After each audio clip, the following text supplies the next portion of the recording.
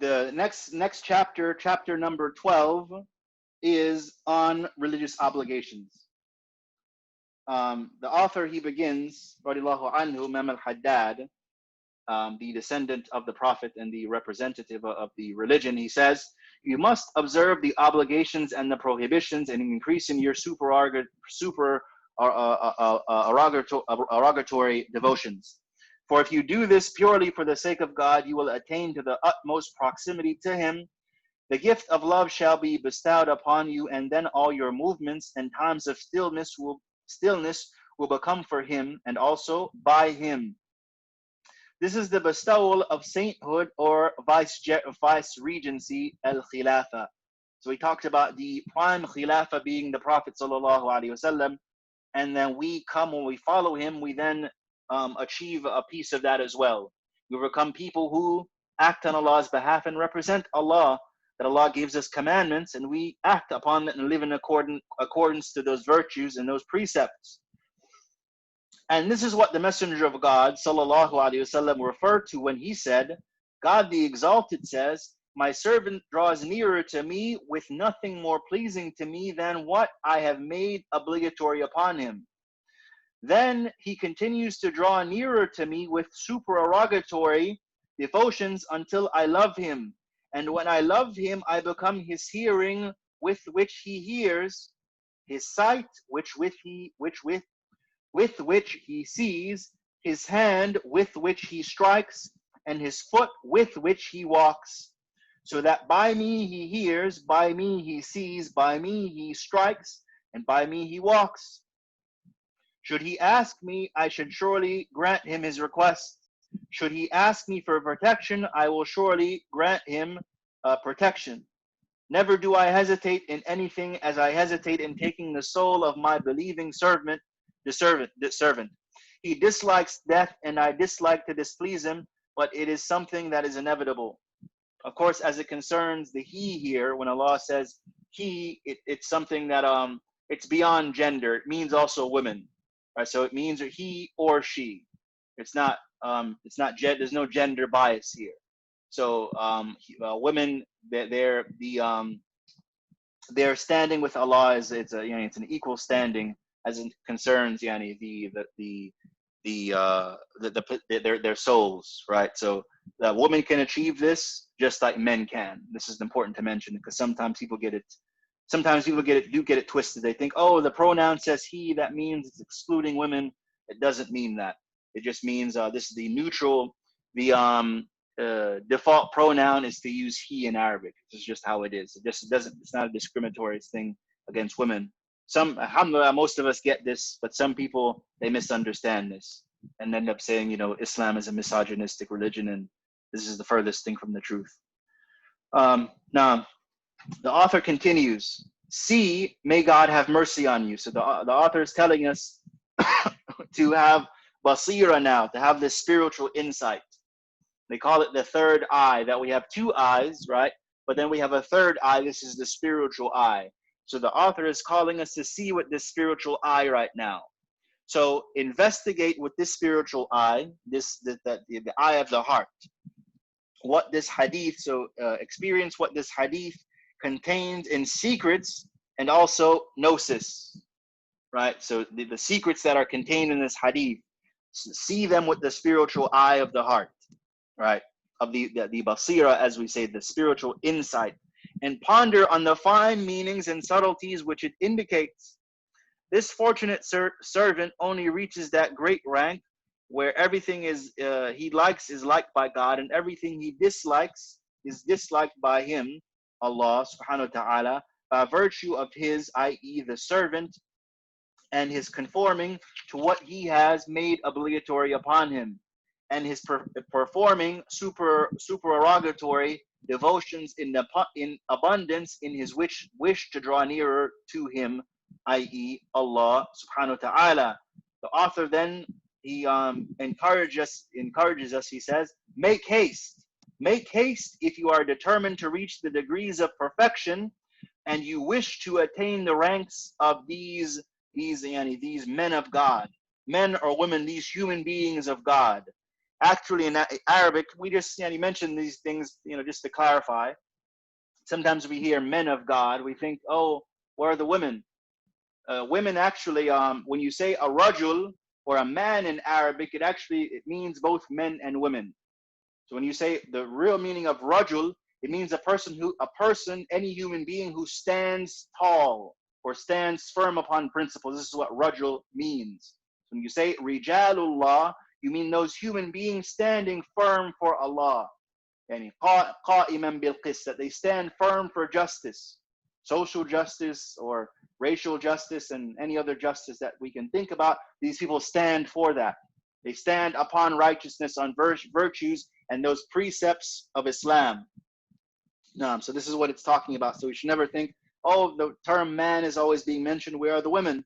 Right? This is not, we shouldn't think this, because the Arabic, the grammar, it contains both, it refers to both sexes. So there's no gender discrimination here. So he says, make haste if you are determined to reach the degrees of perfection and to reach the ranks of these men. The path is now clear before you, and the radiance of realization has appeared to you. Know that God has put much into supererogatory devotions through his grace and mercy, for many imperfections occur in obligatory worship. So the Shaykh here, he's talking about the reality that we have like for example, the Sunnah prayers. The Sunnah prayers are there to make up for the shortcomings that we have in our obligatory prayers. So the fara'id, if you have any shortcomings in the faridah, the fara'id, then the Sunnah prayers, the rawatib, they come and they support the fara'id. And we all have shortcomings with our fara'id. Some of us have to make up prayers, or sometimes we pray, we're thinking about the food on the stove, or thinking about the 3-year-old running around, or the 3-year-old doing this, and the 3-year-old doing a lot of other crazy things during the prayer, and so on and so forth. So we have shortcomings. I have shortcomings in the prayer, right? This is the reality of it. So the Sunnah prayers, they make up for this, right? I can't blame Zaynab for everything. He's a good kid. But he keeps us busy, alhamdulillah. Anyway, so the Sunnah prayers, they make up for the obligatory prayers effectively. That's what the Shaykh is talking about. However, imperfection in an obligatory act can only be redeemed by an act of supererogation of the same kind. That is to say, prayer by prayer, fasting by fasting. Obligations are the basis, and acts of supererogation are dependent upon them. The one who performs the obligations avoids the prohibited things and does not add anything to this. That is better. That is better than him who performs acts of supererogation, but neglects some obligations. The Sheikh is saying here that the obligatory acts are put over the supererogatory acts, and that we have to give those precedence. So we give the obligations in the fara'id, we give this precedence over the sunnah. This is important. So for example, the Sheikh is talking about, for example, Taraweeh. Taraweeh, for example. You have some people, unfortunately, they'll pray Taraweeh, but then they will miss fara'id. They'll miss Isha, miss Maghrib, right? This is really, really bad. Right, so if you're missing a faridah, you're missing a obligatory action, but you're praying 20 raka'at of Taraweeh, right? So this is very, very problematic, right? Or even some other people, they'll miss Isha in the masjid, but then pray all 20 raka'at of Taraweeh. Taraweeh is good. Don't we shouldn't get it twisted or have it misunderstood. Taraweeh is really important. Taraweeh is beautiful. It's good. But Isha prayer itself is much, much more virtuous. That's what the Shaykh is talking about, for example. Similarly, the fast of Ramadan. Fasting outside of Ramadan is good, but the fast of Ramadan itself, it's much, much more virtuous than fasting at any other time, right? So the obligatory actions have a sanctity that is higher than the supererogatory actions. No. Beware, therefore, of neglecting any obligations while being occupied with acts of supererogation.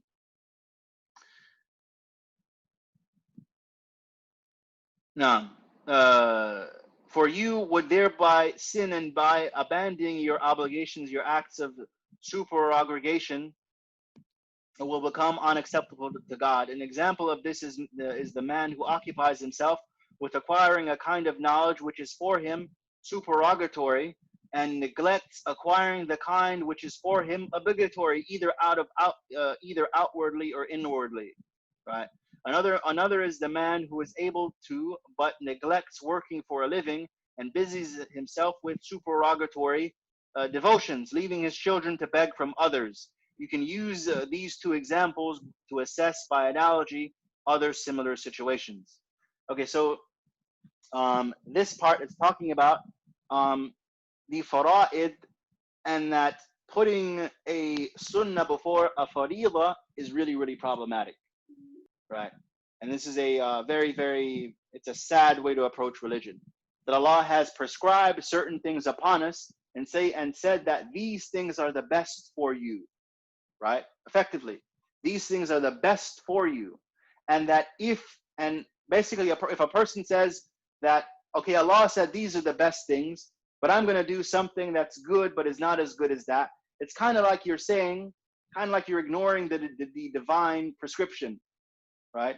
It's like a doctor gives you a prescription that drink this particular fluid. For example, if you have a cold, drink more orange juice because it has vitamin C.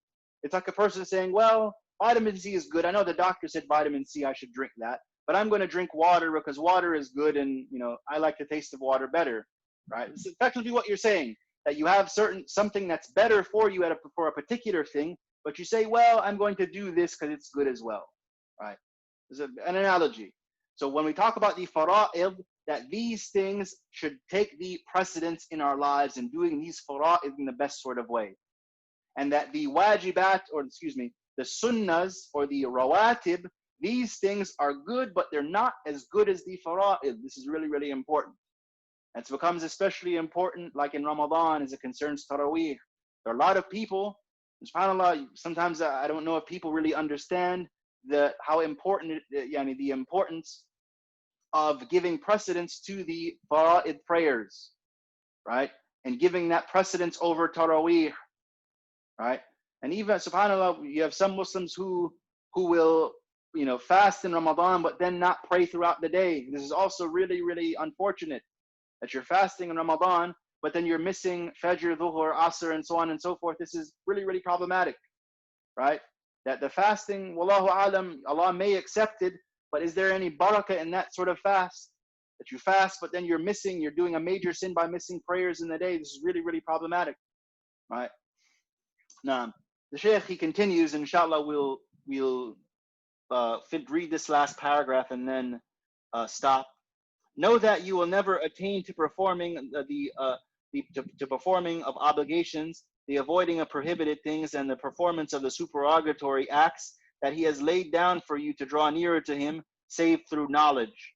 All right. So the Shaykh here, he says that the acts in Islam can only be really acted out or done properly with knowledge. They have to be done with knowledge. We have to study before we do anything, right? And this applies to everything in Islam, right? It applies to everything in Islam. A person can't pray without knowing how to pray. A person can't really fast without knowing the arkan of the Sawm, the pillars of the fast. What can you what can you and what can you not do while fasting? What can you do and what should you do? What do you need to do while praying? We mention it all the time, that our religion is knowledge based. It's not a folkloric religion. It's not a religion of what we call taqleed. You just say, well, my parents are doing it, so I do it too. Or my country does it. Everyone's doing it, so I did it too. Everyone believes it, so I believed it too. This is not Islam. We study and we practice this religion. Really, really important, right? Alhamdulillah, I know in many ways I'm preaching to the choir, but some people haven't really understood it. Some people, we still approach religion, oh, my parents are Muslim, or everybody's just Muslim, so I'm Muslim too. I don't really understand what Islam is, but I'm Muslim because my family's Muslim, and This is what we've done for, through generations, and my grandfather's a Muslim, and so on and so forth. Right? This is not good enough. Right? That maybe it'll save them in front of Allah, but in terms of really engaging the religion and understanding it at a deeper level and having it impact your life and transform your life, and not having knowledge of the religion will completely stymie that. It won't happen. Right? Islam, it's transformative by way of the knowledge that we gain from it and from our Prophet sallallahu alaihi wasallam. We have to study. Really important. Now, the Shaykh, he says, seek it then! Exclamation point. For he has said, sallallahu alaihi wasallam, seeking knowledge is an obligation upon every Muslim. That talabul ilmi faridatun ala kulli Muslim. Right? Seeking knowledge is a faridah, it's an obligation upon every single Muslim. Right? So if we're not seeking knowledge, then we are sinful. Right? And many Muslims are in a sinful state because we don't really study our religion. Knowledge makes you aware of what is a duty, what is recommended, what is forbidden, and how to perform those duties and recommended acts. It teaches you how to avoid the prohibited things. Therefore, you must have knowledge and cannot dispense with it. You cannot leave knowledge. You have to study. You must study the faith. You must study how you practice the religion and engage the religion. For on the practice of it, your happiness in this world and the hereafter depends. Know that those who worship but have no knowledge end up receiving more harm from their worship than benefit. SubhanAllah. This is a statement that just really hit me in a particular way now. I've read this book several times, but this statement just hit me now. Right? That some people who worship, actually, their worship ends up harming them because they don't do it right. Because it's not based upon knowledge. It's based upon just blind following or parroting. So it harms them. This is what he says here. We'll read it again. Know that those who worship but have no knowledge end up receiving more harm from their worship than benefit. SubhanAllah, really, really heavy statement here. How many a worshipper has tired himself out in worshiping while persistently committing a sin which he believed to be an act of obedience, or at any rate not a sin. No.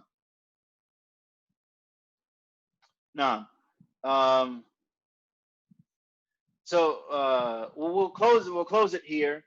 If anybody is reading, following along with us, there's a part in the book that is a bit it's not family friendly. It's for an adult audience, and we have some kids who may be listening, so we're going to skip over this part. But it concerns the ghastly and the terrible things that ignorance in religion can lead to. I will save you from the story, but suffice it. So it's on page 45 if anyone wants to turn to the book.